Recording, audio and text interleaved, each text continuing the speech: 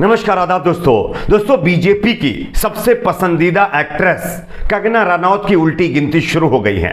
आप सभी जानते होंगे पद्म पुरस्कार पाने के बाद कंगना रनौत के जो भाव हैं वो कुछ ज्यादा ही बढ़ गए हैं। एक दिन पहले ही उन्होंने देश की आजादी को भीख में मिली आजादी बताते हुए एक बड़ा विवादित बयान दिया था, जिसके बाद कंगना रनौत के खिलाफ बीजेपी के अपने ही एनडीए घटक दलों ने मोर्चा खोल दिया है और कंगना रनौत के ऊपर बीजेपी से बड़ी कार्रवाई, साथ ही साथ पद्म पुरस्कार वापस लेने तक की मांग कर दी है। जीतन राम मांझी से लेकर के वरुण गांधी तक किस तरह से कंगना रनौत के ऊपर ये नेता हमलावर हैं, आगे एक एक करके हम आपको तस्वीर दिखाएंगे। साथ ही साथ दूसरी बड़ी खबर में हम आपको बताएंगे दोस्तों, बीजेपी के 12 विधायक अयोग्य घोषित किए जा सकते हैं। सुप्रीम कोर्ट से बीजेपी को बड़ा झटका लगा है मणिपुर के एक मामले पर, इसकी भी जानकारी देंगे। साथ ही साथ अगली एक और बड़ी खबर आ रही दोस्तों, तिहाड़ जेल को लेकर के।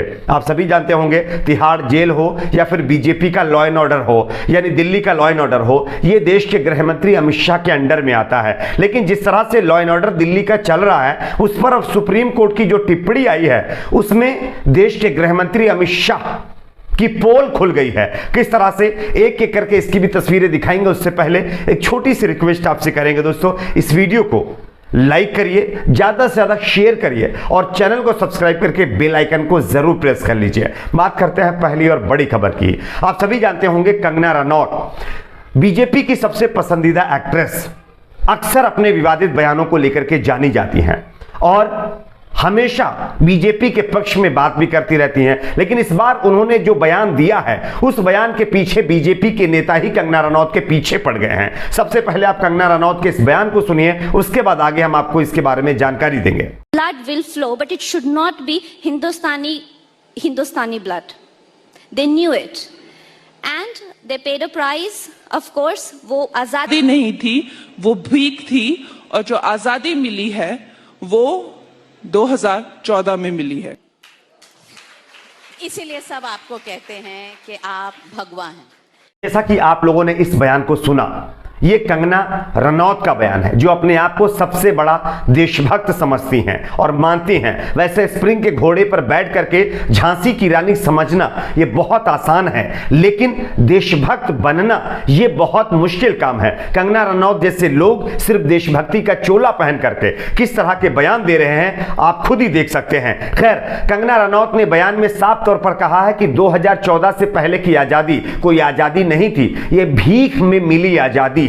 इसके खिलाफ वरुण गांधी ने सीधे तौर पर कंगना रनौत के खिलाफ हमला बोलते हुए कहा कि इसको देशद्रोह कहें या पागलपन। उसके बाद अब बीजेपी की एनडीए के घटक दल जीतन राम मांझी की पार्टी और खास करके जीतन राम मांझी ने कंगना रनौत के खिलाफ बीजेपी से बड़ी कार्रवाई करने की मांग कर दी है। आपको हम खबर भी दिखा रहे हैं, आप देख सकते हैं। जीतन राम मांझी ने राष्ट्रपति भवन को एक ट्वीट टैग करते हुए लिखा है कि बिना देरी किए कंगना रनौत से पद्मश्री सम्मान वापस लिया जाना चाहिए। उन्होंने आगे लिखा है, नहीं तो दुनिया ये समझेगी गांधी, नेहरू, भगत सिंह, सरदार पटेल, कलाम, मुखर्जी, वीर सावरकर ने भीख मांगी तो आजादी मिली। उन्होंने यह भी मांग की है कि कंगना इस बयान के लिए माफी भी मांगे। जीतन राम मांझी ने चैनलों से भी अपील की है कि कंगना रनौत को बैन किया जाए, क्योंकि इस तरह के लोगों को अगर चैनल के ऊपर खुली फ्रीडम दी जाएगी और उनको चैनल्स के ऊपर बुलाया जाएगा तो ये देश का नाम इसी तरह से खराब करेंगी, क्योंकि इनको एक पार्टी के जो है पक्ष में चमचागिरी इस तरह करनी है कि इनको कुछ नजर भी नहीं आता है। खैर, अगर 2014 से पहले देश आजाद नहीं था तो जो हमारे देश के वीर जवानों ने अपनी जान को खोया है शहीदी में, क्या उनका अपमान नहीं है? अब बीजेपी के एक भी नेता का इस पर कोई बयान तक नहीं आ रहा है, ना कोई जो है प्रेस कॉन्फ्रेंस हो रही है। अभी भी बीजेपी को ऐसा लगता है कि अगर कंगना रनौत जैसी एक्ट्रेस जो है देशभक्त है, जिन्होंने हमारे देश की आजादी के ऊपर ही सवाल खड़े कर दिए हैं। खैर, आप इस पर क्या सोचते हैं? नीचे 2 शब्द अपनी राय जरूर लिखिए। बात करते हैं अगली बड़ी खबर की। अगली बड़ी खबर यहां पर आ रही दोस्तों, बीजेपी के 12 विधायकों के ऊपर अयोग्य घोषित करने की तलवार लटकी हुई है। दरअसल मणिपुर के अंदर बीजेपी के 12 ऐसे विधायक हैं जिनके ऊपर यह आरोप लगा है कि अपने पावर का इस्तेमाल करके गलत तरीके से इन्होंने बहुत सारी सुविधाओं का फायदा उठाया उसके बाद जब जांच हुई तो पता चला कि ये उस फायदे के लायक नहीं थे। खैर, इस मामले पर अब जब सुप्रीम कोर्ट ने अपना एक और आदेश पारित करने की बात कही है, उसके बाद बीजेपी के 12 विधायकों की जो सदस्यता है, जो उनकी विधायकी है, वो जाने का खतरा मंडरा रहा है। और बीजेपी अब सुप्रीम कोर्ट के समक्ष गिड़गिड़ा रही है। ये कह रही है कि हुजूर आप माफ कर दीजिए, आगे हम इसके ऊपर बहुत जल्द फैसला लेंगे। आपको हम खबर दिखा रहे हैं, आप देख सकते हैं मणिपुर में लाभ के पद के मुद्दे पर भारतीय जनता पार्टी को बड़ा झटका लग सकता है। पार्टी के 12 विधायकों पर अयोग्य होने का खतरा मंडरा रहा है। गुरुवार को इस मामले में शीर्ष अदालत में हुई सुनवाई के दौरान सॉलिसिटर जनरल तुषार मेहता ने कोर्ट को आश्वासन दिया है, यानी सरकार की तरफ से ये जो है वकील बनकर के पहुंचे थे तुषार मेहता जी, उन्होंने कोर्ट में यानी कि कोर्ट को यह आश्वासन दिया है कि मणिपुर के गवर्नर जल्द ही लाभ के पद के मुद्दे पर भाजपा के 12 विधायकों की अयोग्यता के संबंध में निर्वाचन आयोग की तरफ से दिए गए राय पर फैसला लेंगे। सर्वोच्च न्यायालय ने जस्टिस एल नागेश्वर राव की अध्यक्षता वाली पीठ ने गवर्नर के फैसले को लेकर के सवाल किया है।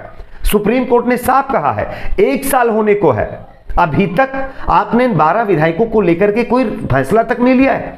आखिर क्या करना चाहते हैं आप राज्यपाल हैं वहां के, आप सत्ता में हैं वहां पे, आखिर क्यों इसमें देरी हो रही है? 1 साल होने को आ गया है, अभी तक आपने फैसला नहीं लिया है। इसलिए हम मजबूर हैं कि कोई और दूसरा प्रस्ताव आपके खिलाफ हम पास करें और इन 12 विधायकों को अयोग्य घोषित करें। जिसके बाद बीजेपी गिड़गिड़ाई और तुषार मेहता ने कहा थोड़ा सा सर और टाइम दे दीजिए, बहुत जल्द इन 12 लोगों के ऊपर, 12 विधायकों के ऊपर हम कार्रवाई करेंगे और इसका आश्वासन आपको देते हैं। अब देखना यह है कि इस पर बहुत जल्द क्या फैसला बीजेपी लेती है, लेकिन यह तो तय है मणिपुर में विधानसभा चुनाव से पहले बीजेपी में भगदड़ मचने के आसार हैं। बात करते हैं अगली बड़ी खबर की। अगली बड़ी खबर आ रही है दोस्तों तिहाड़ जेल से। तिहाड़ जेल दिल्ली में आती है। देश के गृह मंत्री अमित शाह के अंडर में दिल्ली का लॉ एंड ऑर्डर आता है, लेकिन जिस तरह से तिहाड़ जेल में आज लूट मची हुई है, इसको लेकर के सुप्रीम कोर्ट ने किस तरह से मोदी सरकार को फटकार लगाई है, किस तरह से दिल्ली गृह मंत्रालय को फटकार लगाई है, आपको इस खबर में सामने दिख जाएगा।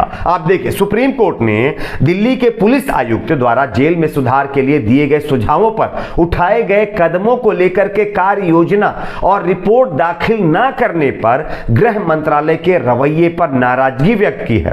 पीठ ने 3 सप्ताह के भीतर यह रिपोर्ट पेश करने के आदेश भी दे दिए हैं। दरअसल दिल्ली के अंदर लगातार लूट मची हुई है, लोगों को धड़ल्ले से खत्म किया जा रहा है, गुंडई हो रही है। इसके खिलाफ यानी सर्वोच्च अदालत, उच्चतम न्यायालय ने कहा था कि आप इस तरह के काम करिए, गृह मंत्रालय को आदेश दिया था, लेकिन गृह मंत्रालय अमित शाह जी के अंडर में आता है, वो तो जब उनकी मर्जी होगी तब काम करेंगे। और इसी मामले पर अब उच्चतम न्यायालय ने नाराजगी जताते हुए फटकार लगाई है गृह मंत्रालय को। आप किस पर क्या राय है नीचे कमेंट बॉक्स में जरूर बताएं। वीडियो को लाइक शेयर, चैनल को सब्सक्राइब जरूर करें।